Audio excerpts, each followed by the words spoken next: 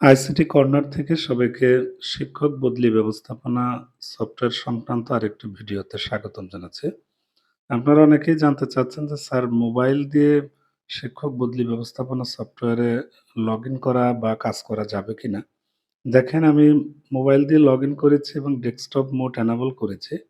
কিন্তু তারপরেও আমরা কাজ করতে গিয়ে দেখেছি আসলে স্মুথলি কাজ করা যায় না। এজন্য আপনাদের পরামর্শ থাকবে আপনারা মোবাইল থেকে বদলির তথ্য ইনপুট না করে আপনার কম্পিউটার হতে পারে সেটি ডেস্কটপ বা ল্যাপটপ সেটা দিয়ে ট্রাই করেন তাহলে স্মুথলি দেখতে পাবেন। একটু আগে স্ক্রিনে আমি আমার মোবাইল থেকে বদলি ব্যবস্থাপনা সফটওয়্যারে লগইন করে আপনাদেরকে সেই স্ক্রিনশটটি দেখিয়েছিলাম।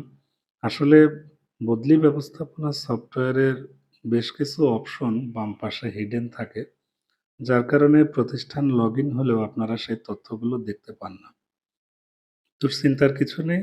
আপনারা অন্ততপক্ষে এই বদলির তথ্যগুলো ইনপুটের কাজ আপনার কম্পিউটার, সেটা হতে পারে ডেস্কটপ অথবা ল্যাপটপ, যেকোনো ধরনের কম্পিউটার দিয়ে ট্রাই করেন তাহলে বদলি ব্যবস্থাপনা সফটওয়্যারের প্রত্যেকটা অপশন আপনারা স্মুথলি দেখতে পাবেন।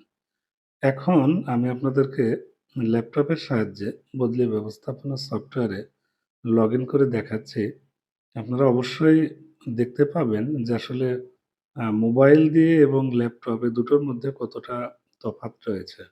আপনারা যখন মোবাইল দিয়ে লগইন করেছিলেন তখন কিন্তু শুধুমাত্র ড্যাশবোর্ড বাম পাশের অপশনটি প্রদর্শিত হচ্ছিল এবং ডিএসএইচসির নিচে এই যে অপশনগুলো লেখা ড্যাশবোর্ড, শিক্ষা প্রতিষ্ঠানের তথ্য, পদ ও শূন্য পদ, শিক্ষক-কর্মচারীর তথ্য, কর্মস্থল, তথ্য যাচাই এছাড়া আরো কিছু অপশন কিন্তু স্ক্রল করলে পাওয়া যায় যেমন বদলিকৃত শিক্ষকের অবমুক্তি, নতুন কর্মস্থলে যোগদান।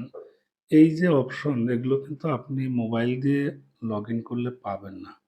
এজন্য অনেকেই দুশ্চিন্তায় আছেন। ইউজার আইডি পাসওয়ার্ড পেয়েছেন কিন্তু বারবার শুধু মোবাইল দিয়ে লগইনের চেষ্টা করছেন। ফলে ব্যর্থ হচ্ছেন। আপনারা মোবাইল দিয়ে লগইন করতে পারবেন কিন্তু আপনাদের স্মুথলি কাজ করতে গেলে অবশ্যই আ কম্পিউটার দিয়ে কাজ করতে হবে। ঠিক আছে? আপনারা হয়তো ইএফটির কাজ অনেকে মোবাইল দিয়ে বা অন্যান্য কাজ করে থাকেন। কিছু, কিছু কাজ করা যায়। কিন্তু এই ওয়েব ভিউটা ল্যাপটপে যতটা স্মুথলি করতে পারবেন মোবাইল দিয়ে পারবেন না।